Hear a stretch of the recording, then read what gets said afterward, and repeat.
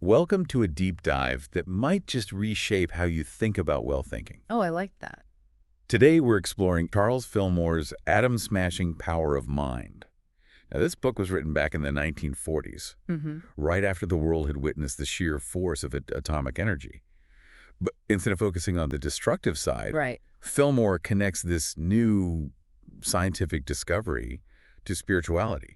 Yeah, it's truly fascinating how he bridges that gap between science and spirituality. He takes this concept of atomic power, Right. which was, pretty groundbreaking at the time, Oh, yeah? and suggests that it's the same energy that spiritual figures like Elijah and Jesus Wow. were tapping into. Right, so we're not talking about building bombs here. No, no. But how did these figures access this atom-smashing power? I mean, were they breaking the laws of physics? Fillmore would argue that they weren't breaking any laws, but operating by a deeper, more subtle law that most people simply aren't aware of. He even uses a powerful image to illustrate this point. Let's hear it. He points out that a single drop of water contains enough energy to blow up a 10-story building. Whoa. If there's that much power in something so small, imagine the potential locked within us. That's a pretty mind-blowing thought. It makes you wonder what we're capable of if we could tap into even a fraction of that power. Right. But how exactly does this work? Fillmore talks a lot about faith, but he seems to be connecting it to the mind in a way that might surprise people. He sees faith as the voltage that activates this inherent spiritual force within us. And what's really interesting is that he was writing this at a time when scientists were starting to invent machines that could actually measure the energy of our thoughts. Wait, really? Yeah. They were measuring thought energy back then? Yes. It was early research, but they were starting to explore those possibilities. Incredible. In fact, Fillmore quotes physicist Sir James Jeans, who said, "It may be that the gods determining our fate are our own minds." Wow. That quote really makes you stop and think. So if our thoughts have this measurable energy, what does that mean for how we live our lives? That's the question Fillmore explores in his book. He suggests that we might be walking around with untapped potential we don't even realize we have. He even introduces this intriguing concept of the radiant body, a body of light that exists within each of us alongside our physical body. A body of light. That sounds like something straight out of a science fiction movie. Can you break down what exactly this radiant body is and how it connects to this whole idea of atomic power? Well, Fillmore believes that this radiant body is what Jesus was referring to when he talked about the kingdom of heaven within. He uses biblical stories like the account of Moses' face shining after receiving the Ten Commandments as examples of this radiant body becoming visible. Ah, right. Moses with the glowing face. Didn't Michelangelo accidentally give Moses horns in his famous statue because of a mistranslation about the shining face? Exactly. It's a funny little anecdote that highlights how this idea of inner radiance has been around for centuries. But Fillmore goes beyond the biblical stories and connects the radiant body to modern experiences as well. Okay, so how does this radiant body manifest in the modern world? Think about people who meditate deeply. Have you ever noticed that they often have a certain glow about them? Yeah, Could this be a sign of the radiant body becoming more visible? that's an interesting observation. It makes you wonder if certain practices or states of consciousness can actually make this inner light shine brighter. But if we have this power within us, how do we access it? Is it simply a matter of thinking positive thoughts? Fillmore would say it goes much deeper than just positive thinking. He argues that our thoughts have a direct impact on our physical health. In fact, he believes that negative thoughts and emotions can actually contribute to disease. So we're not just talking about a feel-good self-help approach here. He's suggesting that our thoughts can literally make us sick. That's exactly what Fillmore proposes. He believes that disease is ultimately caused by negative thoughts and emotions that are out of alignment with our true spiritual nature. And the flip side of that is that if we can learn to control our thoughts and cultivate positive emotions, we have far more control over our well-being than we might realize. He even shares a personal anecdote about how he believes he healed himself of tuberculosis through the power of mind. Wow, that's quite a claim. But let's be real, it's easy to get bogged down by negativity, especially in today's world. How do we even begin to shift our thinking when we're constantly bombarded with negative news and stressful situations? That's a valid point, and it brings us to another key aspect of Fillmore's teachings, the power of words. He places immense importance on the words we speak, both internally and aloud. He believes our words have the power to shape reality. So it's not just our thoughts, but the actual words we use that are shaping our reality. That's a pretty powerful concept. He compares it to God's "let there be" in Genesis. Fillmore believes that our words, when aligned with our thoughts and intentions, carry a similar creative power. It challenges us to consider, what if the words you're habitually using are actually contributing to the reality you're experiencing, both positive and negative? Okay, that really makes you want to pay attention to your self-talk, doesn't it? Right. It's like if our words are that powerful, we should probably be using them more consciously and intentionally. Exactly. And this leads us to Fillmore's next point about how this process of spiritual growth and transformation, what he calls transfiguration, is a gradual one. He uses the biblical story of Jesus' transfiguration on the Mount as an analogy. So we're not talking about some overnight miracle where we suddenly become enlightened beings. No, Fillmore sees transfiguration as a symbolic representation of the shifts in consciousness we all experience as we evolve spiritually. It's not a one-time event, but a gradual unfolding that happens step by step as we integrate these higher truths into our lives. That's reassuring. It makes this whole idea of spiritual growth feel more attainable. I remember reading about how people's clothing would sometimes glow with light after these profound spiritual experiences. Is that another example of this transfiguration process? It's an intriguing detail, isn't it? Yeah. And it speaks to the idea that as we become more spiritually attuned, that inner light, that radiant body, starts to become more visible. So how do we even begin to embark on this path of transfiguration? Is there a specific formula or set of steps we can follow? Well, to explain that, Fillmore uses another powerful analogy. He compares our inherent potential to a seed. He says we each have this seed of greatness within us, but it needs the right conditions to grow. He believes that the Word of God planted within us is the source of that true growth. So it's like we're each carrying around this blueprint for our highest selves, waiting to be unfolded. But how do we nurture that seed? What are the right conditions for it to flourish? Fillmore emphasizes that if we neglect this inner seed, we become like a tree that's stunted and deformed. He's saying that if we don't cultivate our spiritual understanding, we won't reach our full potential. Okay, that's a powerful image. It makes you think about what seeds you're planting with your thoughts and words, right? Are they aligned with the reality you want to create? That's the key question Fillmore wants us to ask ourselves. He challenges us to become conscious gardeners of our own lives, to choose thoughts and words that nourish that seed of greatness within. But what's fascinating is that Fillmore doesn't stop there. Yep. He also encourages us to move beyond traditional notions of heaven and hell. Now, that's interesting. Most people associate Fillmore with those very concepts. Right. What does he say about them? He believes that the kingdom of heaven isn't some far-off place we go to after death. It's a state of consciousness available to us right now. So if heaven is a state of mind, what's preventing us from experiencing it more fully? What are those obstacles Fillmore talks about? Fillmore would say that those obstacles are largely self-created. He talks about the day of judgment not as some future event, but as an ongoing process of discernment happening within each of us. So we're constantly judging our own thoughts and actions. It's less about judgment and more about recognizing which thoughts are aligned with our true spiritual nature. Think of it like this. We're constantly making choices about what we feed our minds, just like we choose what we feed our bodies. So some thoughts are nutritious and others are, let's say, junk food for the soul. That's a great way to put it. Fillmore actually uses the terms sheep thoughts and goat thoughts to illustrate this. Sheep thoughts and goat thoughts. Now, those are some memorable terms. Okay, break it down for me. What's the difference? Sheep thoughts are those thoughts that are aligned with our highest selves, with love, compassion, and spiritual understanding. They lead us towards wholeness.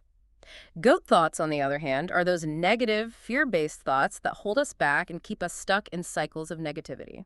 Okay, I think we've all encountered our fair share of goat thoughts. Right. But how do we deal with them? Do we just try to ignore them or pretend they don't exist? Fillmore suggests a more nuanced approach. He says it's not about suppressing those negative thoughts, but about consciously choosing not to give them power. He uses this interesting visual of mentally placing them at the left hand of God. Placing them at the left hand of God. What does that mean symbolically? It's a way of acknowledging their presence without letting them control us. It's like saying, okay, negative thought, I see you, but you're not in charge here. So it's about recognizing those goat thoughts without letting them take over the whole farm, so to speak. Exactly. But what about those sheep thoughts? How do we cultivate more of those? Fillmore says that as we become more discerning, something really amazing starts to happen. Okay. He describes a process where the body literally becomes full of light as we align ourselves with that deeper spiritual understanding, what he calls the Christ consciousness. And this isn't just a metaphor, he's talking about a physical transformation. Hold on. Our bodies can actually emit light. Uh-huh. That sounds incredible. Fillmore believes so.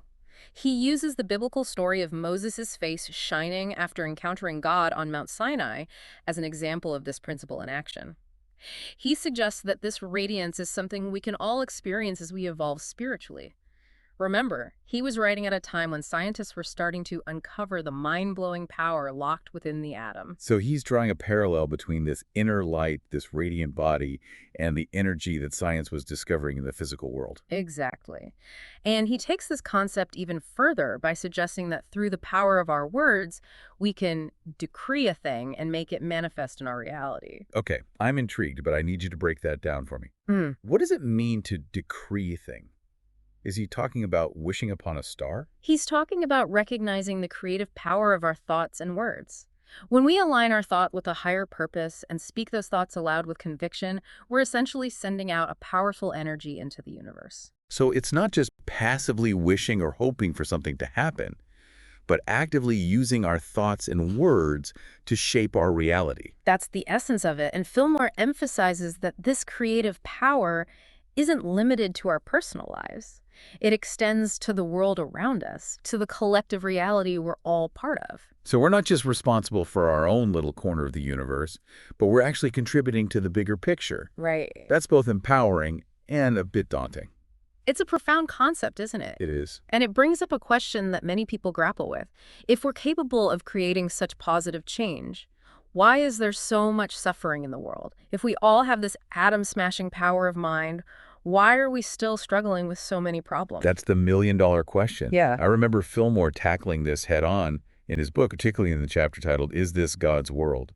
What's his take on this? Fillmore makes a really interesting distinction. He says that the potential for good, for a world that reflects love and harmony, is always present. But the way the potential manifests depends on our choices. So God isn't directly causing all the bad things that happen. Right. He's giving us the freedom to co-create, but we're not always making the best choices. That's the idea. Fillmore suggests that God has provided the blueprint for a perfect world, but it's up to humanity to build it. And the quality of our building materials, our thoughts, words, and actions, determines the quality of the structure. It's like we've been given this amazing set of tools and instructions, but we keep using the tools to build things that ultimately collapse on themselves. A very apt analogy. Yeah. But Fillmore doesn't just leave us there feeling hopeless. He provides insights into how to improve our building skills, so to speak. He points to the importance of understanding the different levels of consciousness that operate within us. He even talks about thinking in the fourth dimension. Okay, now we're getting into some really deep territory. What does he mean by thinking in the fourth dimension? Think of it this way. We're used to thinking in 3 dimensions: length, width, and height. But Fillmore is suggesting there's a whole other dimension of thought that transcends the limitations of our physical senses. So he's talking about a way of thinking that goes beyond logic and reason, something more intuitive and connected to a higher source of wisdom. Exactly. Fillmore believes that when we tap into this fourth dimensional thinking, we gain a clearer understanding of our true nature and our connection to the divine. We start to see the world and ourselves in a whole new light. That sounds powerful, but if we all have this capacity for fourth dimensional thinking, why aren't more people utilizing it? Fillmore suggests that we often get distracted by the deceptive voices of the lower mind, the part of us that's focused on fear, doubt, and limitation. It's like there's this constant tug of war happening within us between these higher and lower aspects of ourselves. So it's a battle for control of the mental airwaves, so to speak. It's certainly a dynamic process, and it's not always easy to navigate. But the good news is, according to Fillmore, we have the power to choose which voice we listen to. So how do we amplify that higher voice, that fourth dimensional thinking?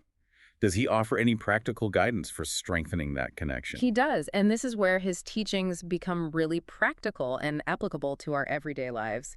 He talks about practices like meditation, prayer, and studying the lives of spiritual masters who exemplified this kind of thinking. It sounds like we're going to need a whole other deep dive just to explore those practices. But before we move on, I remember Fillmore having some really fascinating insights about the resurrection. He doesn't seem to see it as just a one-time event in history, but as something we can all experience in our own lives. You're right. And it's important to clarify that he's not talking about some spooky, ghostly resurrection. He's talking about a transformation of consciousness, a literal resurrection of the body, as it becomes more aligned with our divine nature. Okay, I'm going to need you to explain that in plain English because it sounds a little far-fetched. How can our bodies actually be resurrected? Fillmore suggests that as we purify our thoughts and align ourselves more fully with that Christ consciousness, our physical bodies will actually reflect that transformation. He even goes so far as to say that the cells of our bodies will rearrange themselves into a more perfect form. So we're talking about a literal upgrading of our physical hardware. That's what Fillmore proposes. Wow. And he believes this process is happening all around us, even if we're not consciously aware of it. It's like we're all participating in this grand experiment of spiritual evolution. And the more we tap into that fourth dimensional thinking, the more we accelerate that process. It's a pretty mind-blowing concept, isn't it? But it also raises a lot of questions, like how do we connect with that divine spark within us that guides this whole process? What role does the Holy Spirit play in all of this? Those are excellent questions, and they're exactly what we'll be exploring in the next part of our deep dive. Thank you for watching. Don't forget to like, subscribe, and comment. So last time, we were talking about the Holy Spirit and how we can tap into that divine guidance to help us on this journey of spiritual evolution. What does Fillmore have to say about that? Well, Fillmore uses this beautiful analogy to describe the Holy Spirit. He compares it to a dove descending upon us, bringing peace, wisdom, and inspiration. I love that image. It's so peaceful and calming. But it also makes me think of the saying, you can lead a horse to water, but you can't make it drink. How do we actually open ourselves up to receiving that guidance? Fillmore would say it begins by quieting the mind, creating space for that still small voice within to be heard. You know, he's a big proponent of practices like meditation and prayer. Those are great practices, but they can be a challenge, especially with our busy lives and all the distractions around us. Any tips for making those practices more accessible? It doesn't have to be about meditating for hours on end. Even a few minutes of focused breathing or quiet contemplation can make a world of difference. And prayer can be as simple as a heartfelt conversation with a higher power. Right. It's about creating that connection however it feels most natural for you. So we're quieting the mind, creating space for that inner guidance. What happens next? How do we know if we're actually receiving it? Fillmore talks about the importance of developing our intuition, that inner knowing that goes beyond logic and reason. He believes we all have this intuitive capacity, but it can get drowned out by the noise of our everyday lives. It's like we have this internal GPS system, but we've lost the signal or forgotten how to use it. That's a great analogy. And just like any skill, intuition can be cultivated through practice. Fillmore suggests paying attention to those subtle nudges, those gut feelings that often point us in the right direction. It's about learning to trust that inner voice. But what about those times when we're faced with a major life decision and we're just not sure which way to go? What guidance does Fillmore offer for those situations? He encourages us to connect with what he calls the Christ mind. It's that higher aspect of ourselves that's always connected to divine wisdom and knows the way. So we're essentially turning inward to connect with the higher power, a power that resides within us. Exactly. It's this beautiful paradox that's at the heart of Fillmore's teachings. He constantly reminds us of our own divinity, our inherent connection to the source of all wisdom and power. But if we truly are divine beings, how do we reconcile that with all the imperfections we see in ourselves and the world around us? Why is there so much suffering if we have this divine potential? Fillmore acknowledges this is a difficult question, and he doesn't claim to have all the answers. But he does offer a perspective that I've found incredibly helpful. I'm all ears. What is it? He suggests that we're all on a journey of spiritual evolution, a journey that's often filled with challenges and setbacks. Right. He sees those challenges, even suffering, not as punishments, but as opportunities for growth. It's through facing those challenges, learning from them, and overcoming them that we develop our spiritual muscles. So it's like we're all works in progress, constantly evolving and refining ourselves. That's a great way to put it. And Fillmore believes that even in the midst of those challenges, even in the darkest of times, there's always that spark of divinity within us, waiting to be ignited. There's always the potential for transformation. That's a hopeful thought. But it's easy to lose sight of that potential, especially when we're feeling overwhelmed by negativity. How do we tap into that potential? Fillmore emphasizes the power of forgiveness. Forgiveness of ourselves, forgiveness of others.